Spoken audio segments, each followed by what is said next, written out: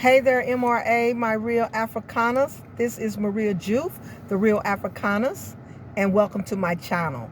If you have been here before, I thank you for coming back. And if this is your first time here, I appreciate you watching. On my channel, I talk about African history, the field of African studies, and current African affairs, right? So, today I wanted to talk about an article that my friend sent me last week about an agreement that was being negotiated between Kenya and Germany, right? So I don't know if this agreement has been finalized or not. Like I said, the article said that the Kenyan government was in negotiation with Germany. However, it also said that the issue that they were negotiating would be expedited, right?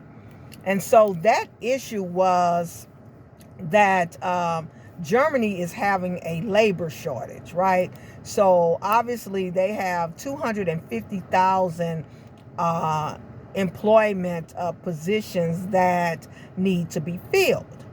So with that, President Ruto of Kenya was negotiating to have 250,000 professionals, skilled and semi-skilled professionals from Kenya to be moved to Germany, or facilitate the move of these professionals to Germany to fill these positions, right?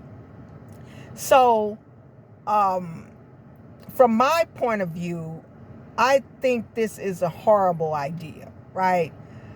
I am not in favor of these type of labor agreements. Now, if you followed my channel, then you will know about 3 months ago, I did a similar video to this one. And it was about the Ethiopian president who was also negotiating this type of labor agreement.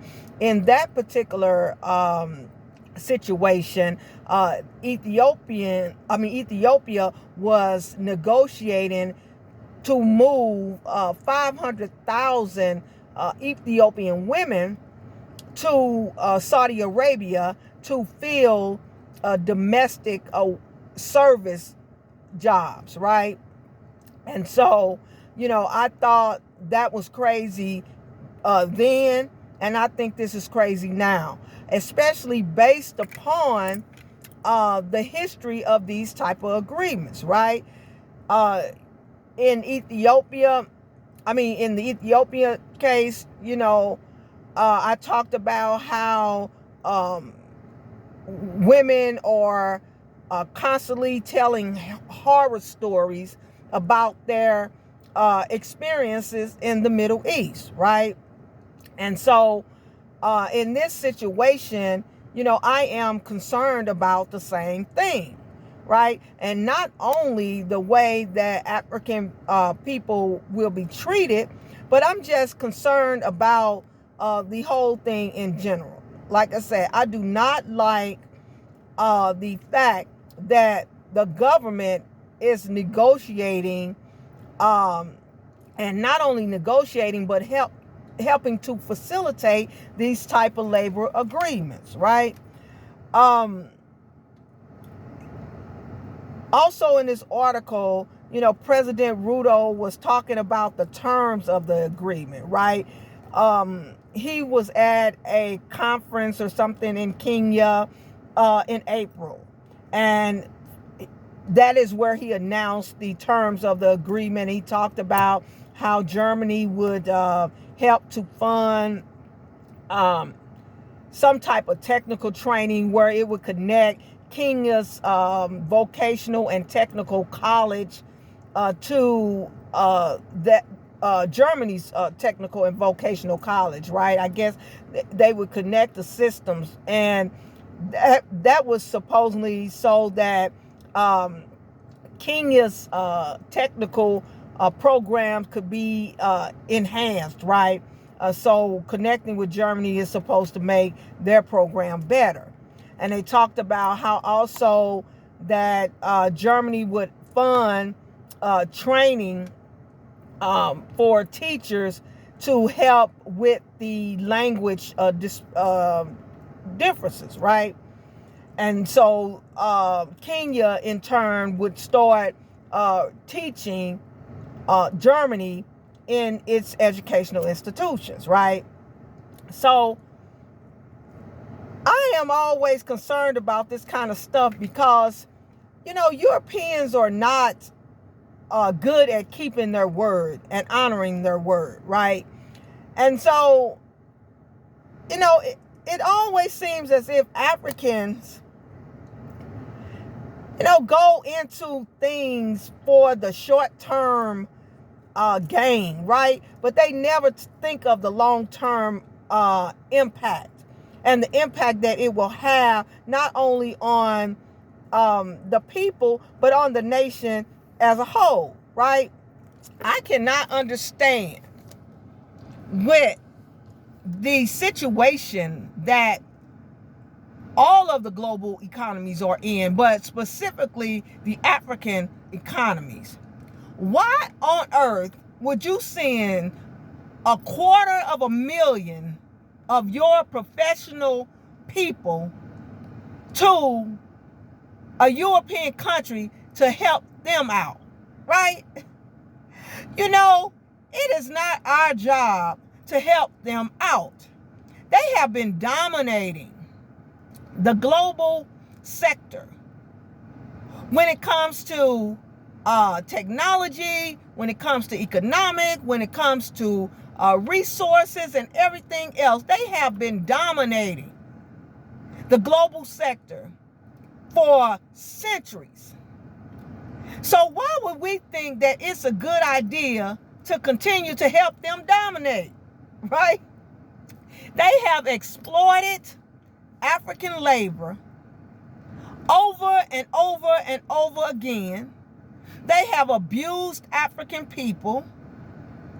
They have not made good on any of their reparative justice promises, right? They don't make good on everything else that they promise. But for some reason, President Ruto thinks that it's a good idea to send 250,000 of his people over to Germany. I just don't get that. I don't understand African leaders for the life of me. Don't they understand? And I'm quite sure that they do, right? I'm not an economist. I'm not there sitting at the table, right? And he is the president. But I don't care. That is just utterly ridiculous. This is a capitalistic world, and it is a competition. So why would you help your competition to continue to defeat you after they have used and abused you time and time and time again? Sometimes it seems as if our leaders are gluttons for punishment, right? They put their citizens in some of the worst positions possible. On the surface, it may seem like a good idea because I know Africa doesn't have the opportunities and don't have the infrastructure to employ all of their, well-trained and skilled people. But we have to start somewhere. And all of those people that you are sending can be used to help build up your infrastructure and to help build up your country. And Kenya has some of the most technical savvy people on the whole continent of Africa. So why would they need to go to Germany and take all of their expertise with them and help Germany? Because I'm guaranteed, it's guaranteed that once they rebound and are back on their feet, they are not going to do anything other than throw these African professionals to the curb, right? And not only that, I am quite sure that the German people are not going to like it very well that these African people are coming over there to fill these positions. I can hear them now. They're trying to take our jobs. They're trying to take over. And so then that's going to put them in all types of danger or all type of positions to be discriminated against, right? I mean, this stuff is nothing new, right? I mean, we have been going through this stuff forever. And, you know, also the way African people have been mistreated, I mean, it's not a secret. And more is coming to light on social media that is still happening. It's not a thing of the past. I mean, if you think about what was happening in Ukraine when the war started, right? And how African immigrants were treated at the Poland border, right? And then think about what was happening, I mean, in Tunisia just a couple months ago, in North Africa. What happens in Libya to the immigrants that tried to cross the waters, right? Illegally. And then again, like I said, we're not going to even talk about Saudi Arabia and the Middle East and the horror stories that come out of there about African women and the way they are treated, right? They tell us about these stories all the time, how they are like treated less than dogs. And our government still thinks that it's a good idea to send their people to these countries. You know, I just don't get that. I remember when I put out the Ethiopian video, I got a lot of pushback, and I guess from some of my brothers and sisters from Ethiopia, and they were saying, oh, here these privileged Americans go again, always talking about something they don't know. They don't understand how bad it is over here and how we're suffering and how we don't have opportunities, you know. And, you know, it's easy for them to say that we shouldn't go. No, it's not easy for us to say that you shouldn't go. And not only is it not easy, right? Like I say, I understand the situation, but that does not make it a good thing for you to do. And I'm not just an American who's just on here running my mouth, you know, talking because I want $1. I am an African American first. And there's no way that you can tell me that we don't understand what it's like to live in poverty or to be exploited or to be mistreated or how it feels to work for free or to work for nothing. We come from a direct line of people who worked for 300, almost 400 years for nothing and continue to work under the most excruciating circumstances after slavery ended. So we definitely know what it means to be exploited for your labor. I mean, many African Americans still work in menial positions and are being paid far less than other people who live in this country. So I think that gives us a right to speak out against something that we believe will lead to the exploitation of African people. I mean, I don't care who you are and where you come from. We are black people, and black people all over the face of this earth have suffered the same exploitation, the same subjugation as every other group of African people around the world. So nobody's suffering has been any greater than the other. So I just think, like I said, I think it is a horrible idea. You know, these people have no intentions on living up to what they say that they are going to do. And I'm quite sure they have made some long-term promises to President Ruto about what's going to happen, but they don't have any intentions on making their word good. I mean, they do people wrong even on the African continent.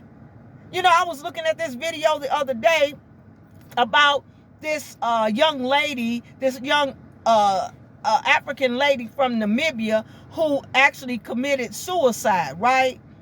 And it was a sad story because she committed suicide because she was going to lose her job, or she lost her job, or something to that extent.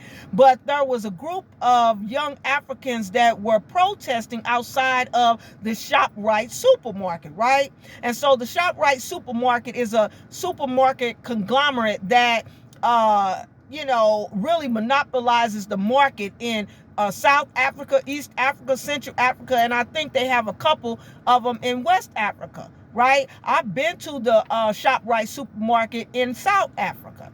So, on this video, they talked about how they need a union because how they are, grossly underpaid, how they are mistreated, how they are talked down to all the time, how they are constantly ridiculed for their blackness, and talked about how they need to wear makeup and fix themselves up and all of this kind of stuff, right?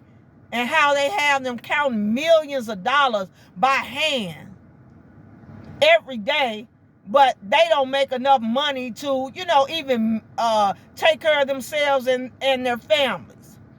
So you being ridiculed for not presenting yourself in a manner, like you say, buying makeup and wearing makeup, because I guess they want you to look more European, but you don't even have money enough to feed yourself.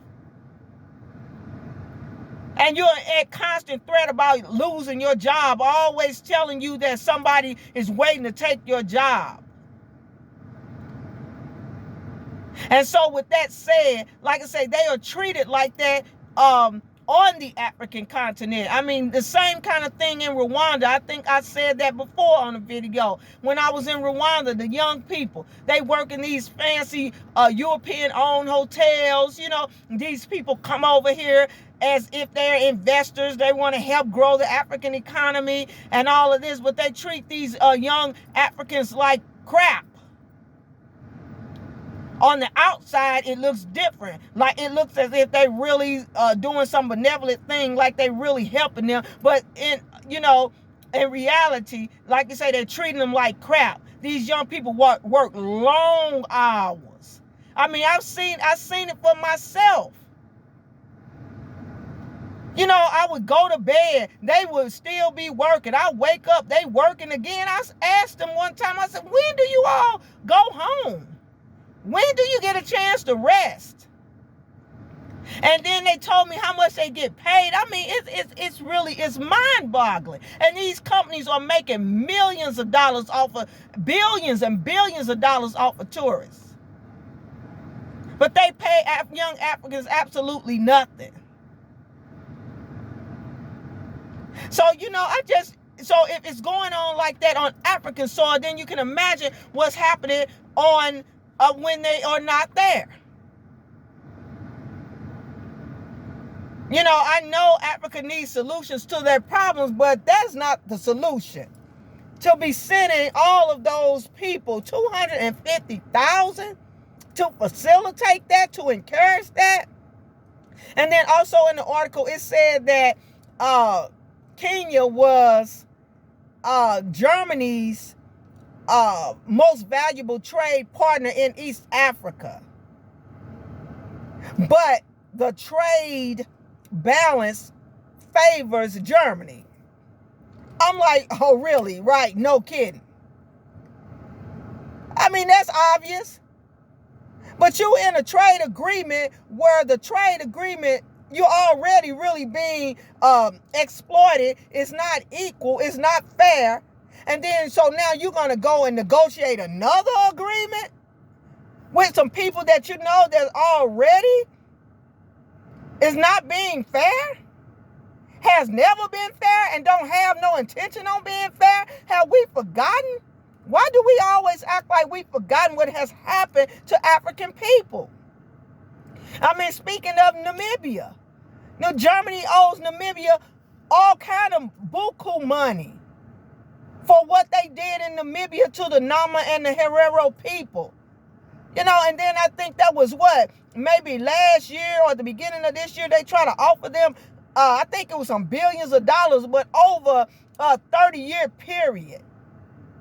You know, to justify what they did, killing and murdering all of those people and exploiting all of those resources. And they say over a 30-year period. Do you know what could happen in 30 years? And the Nama and the Herero people, they weren't in agreement with this offer, but the Namibian government was trying to settle for it. But again, like I say, this is a genocide. This was a genocide, rather. And many of those people still languish in poverty, the ones that survived.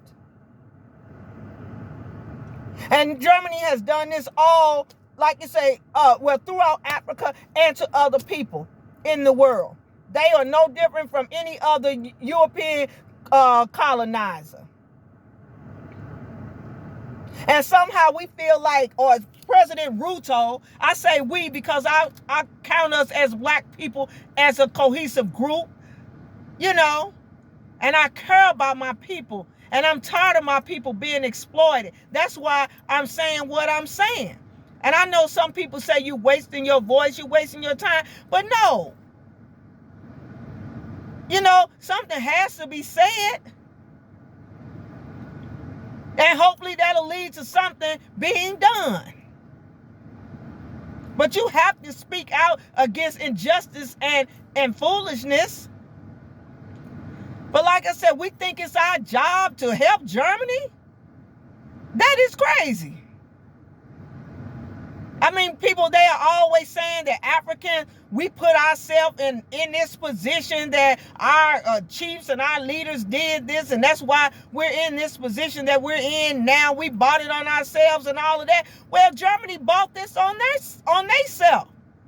And since we had to reap what we sold, then they should have to reap what they sold. What do we look like helping them to continue to monopolize the global market while we continue to suffer and languish below everybody? And somehow we think that they're going to change their mind this time and they're going to do right.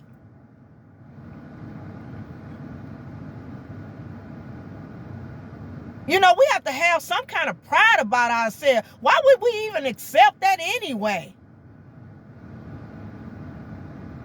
You know, we act like our leaders act like they don't value African life. You know, and most of the time I try to, you know, support African leaders and you know, and talk favorable about them. But this time, you know, and I support President Ruto, you know, and I'm hoping that he does a good job. And, you know, I've been watching him and you know, listening to what he's been talking about Africans need to move in one unified, you know, voice, and that, you know, the global governments and players need to start respecting Africa, and that, you know, and all of this stuff. But it sounds like rhetoric when you turn around and you're negotiating labor agreements like this. You don't negotiate nobody's labor to go to another country. You know, that's the kind of stuff that got us into trouble in the first place and led to 400 years of slavery and 150 or 200 years of colonization, because it's still going on.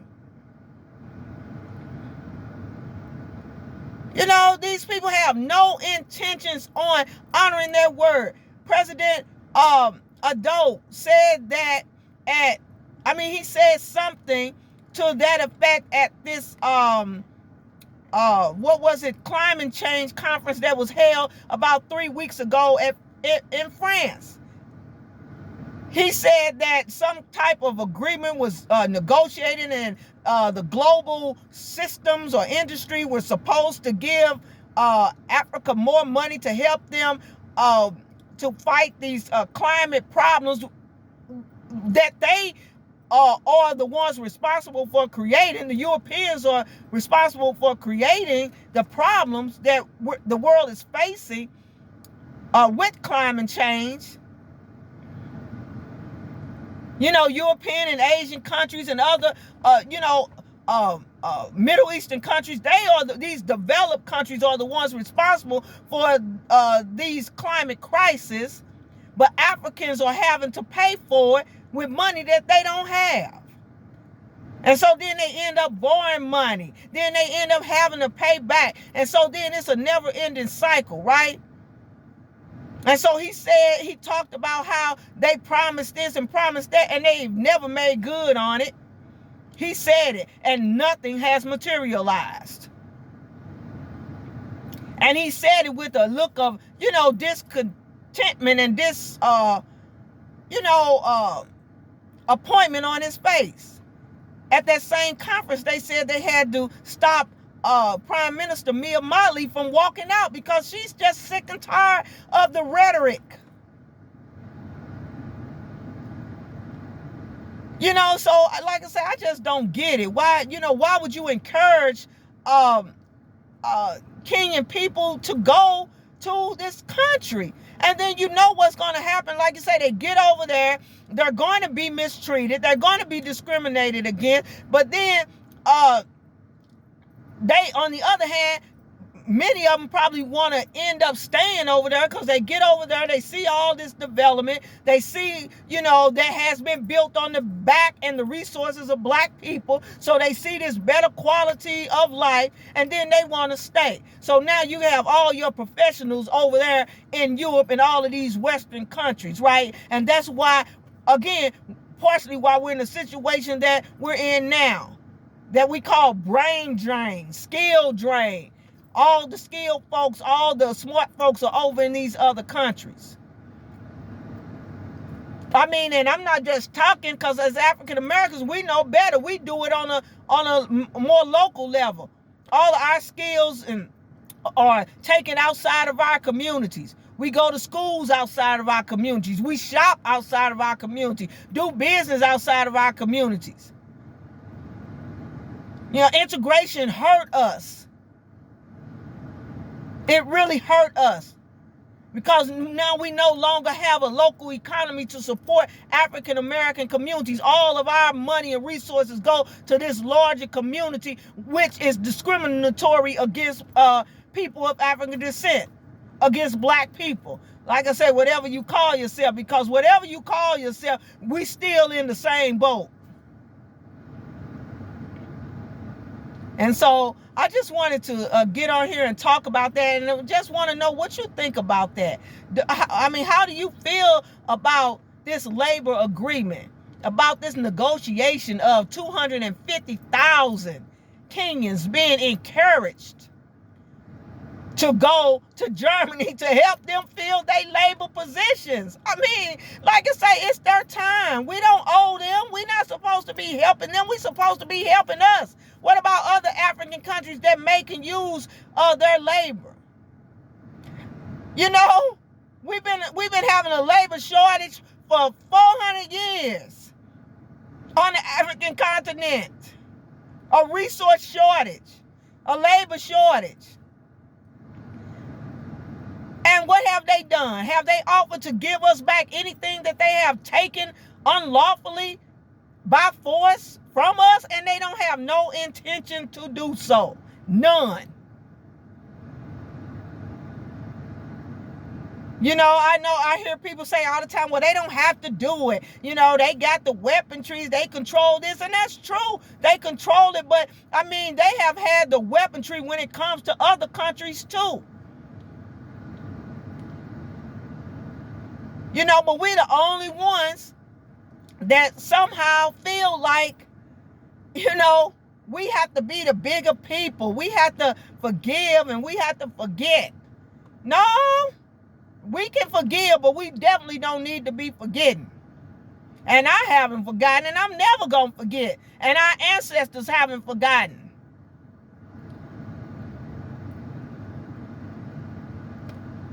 And I'm just saying, This is never going to work, and it will never be the solution. Just like borrowing money is never going to be the solution, this type of labor agreements are never going to be the solution. Do you see China sending their people, encouraging their people, their skilled people, to go different places? You know, and if they do, let me say this, if the Europeans do send their people, or these Western countries do send their people, or Asian people, they go and they send their people to monopolize that industry that you're talking about, to benefit them, or to exploit that industry to benefit them, not to benefit you. They want to benefit themselves and their people. Like I said, I remember a video a long time ago, and people, you know, we as black people, we always talking about Asians and how they do us. I remember this Asian guy, and not that I don't know what happens, you know, and how, you know, Asian people take some Asian people, you know, I'm trying not to speak language that groups everybody in the same group, because I know, you know, that that's not the case. But, you know, I know how they conduct business, but they conduct business for themselves. I remember this Asian guy said, he said, we don't hate the black man, but when we build schools for the Asian man. When we build factories for the Asian man and woman and child. You know, when we create products, we're creating products so that we can build our communities and we can build our society up. We're not doing it for the black man and woman and child. We're doing it for our people. And that the black man can do absolutely the same if he wasn't so worried about establishing good relations or being accepted by the white folks. And basically, that's the truth. You know, and we just really, you know, our people, like you said, we have to rethink this kind of stuff, our leaders, rather. Because, you know, like I said, President Ruto, he talk about unity, unity, unity. How is this unity? That's not unity. You're negotiating all of these contracts or agreements with these European countries that probably have disfavor with other countries, won't do business with this African country, this one here, that one there, and that's unity. So you give your other African countries no leverage. You know, I remember right after, you know, all this stuff that was going on in Sudan and you know, and you know, when what's his name? When President Kamala Harris and Anthony Blinken, right? The Secretary of State, when they got through making all their rounds and they started threatening these African countries, if you don't do this and if you don't do that, this is what we're going to do, and blah, blah, this and blah, blah, that. But then I turned on something, and then you have African leaders, you know, rushing to console, you know, the American government, to make sure they know that, you know, we're not into that, or we're still, you know, in your good graces. It's pitiful, right? It's a shame. You know, I mean, it just don't make no sense. You have one country talking about it's time for reparation, then you have another leader of a country that come on and say we don't deserve reparation. What kind of crap is that? And that's unity? That's unity. It just behooves me. And like I say, I am just in total disagreement with this thing about President Ruto. I'll put the link in the bottom in the description, so you know you can read the article if you would like. But like I say, we don't have no business trying to help Germany do nothing. Germany filthy rich. Filthy rich. You know, and they all, like you say, all these countries now, they want to apologize for slavery and apologize for colonization and give these artifacts back and do this and do that. Don't we understand there's a reason why? Because they suffering. They need people to work. They need to exploit some black labor, so they want you to, help them out. Give us some more of your resources. They big on apologizing, but they ain't big on offering nothing. They ain't big on giving nothing back. Just a sad situation. Just a sad situation. I heard that one other, and I'm getting ready to go because I can go on and on. But this other, I think I'm trying to see what country was that. I don't know if it was the UK. Somebody was giving some other African country. I think it was Nigeria, but it wasn't the Nigerian bronzes. They were giving them, sending them back, their artifacts back to them. But then the article later on said that they were making what they were calling facsimile, the exact duplicates of these artifacts, so they could still be showcased in their museums. And I believe it was Nigerians. I'm not 100% sure, so I don't want to just put that jacket on Nigeria. But whoever it was, they were African, and they thought that was okay. So you done had our stuff all this time, and now you finally give it back, but now you're going to replace it. And if I'm not mistaken, we were kind of helping them replace it with some stuff that look exactly like what they've been having all this time. So now they're going to continue to make money off of your art and your property. And that's okay. I mean, you need to be charging them. They should be paying you to do that, because they sure would be making you pay.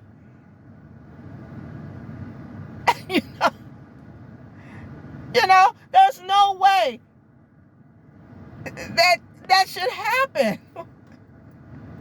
I wonder, was that part of the negotiation? You send us our stuff back, but here you go. Here's something that looks identical. How you know you're getting the right stuff back? If they could create something that looks identical, maybe they sending you the fake stuff back. Who knows? But that's property. That's creative property. That's intellectual property. They shouldn't be able to copy that. That's copyright infringement. I mean, we help people mess us over. So anyway, I'm getting ready to get off of here. I am Maria Jew, the Real Africaners. That's my rant for today.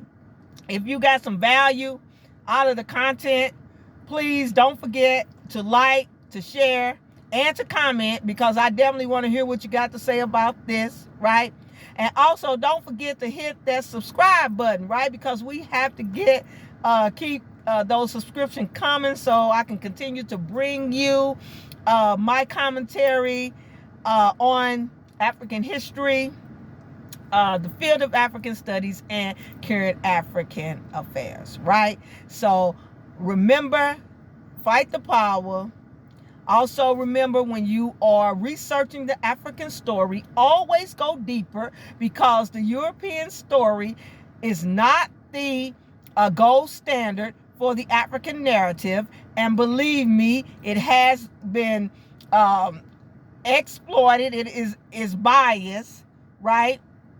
And it's fabricated. So please go deeper, and also always remember the ancestors. All right, I'll catch you next time. Peace.